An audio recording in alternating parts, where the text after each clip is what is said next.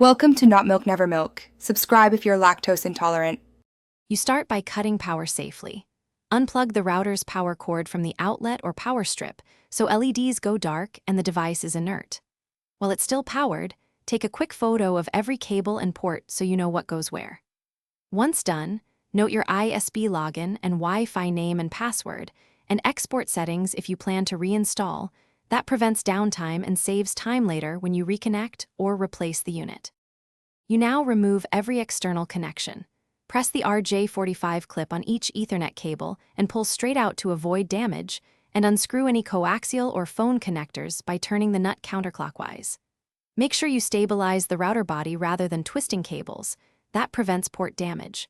Once disconnected, detach antennas or wall mounts and collect small parts into a labeled bag. If the router has an internal backup battery, you finish by cleaning dust from ports with short bursts of compressed air and placing the unit in an anti-static bag or its original box for storage. If you intend to give the router away, perform a factory reset and document the steps so you can restore settings later. Otherwise, skip the reset to preserve configuration. If, after reinstalling, you have no internet, power cycle the modem first and confirm there's no ISB outage. That single check solves most post-removal connectivity problems.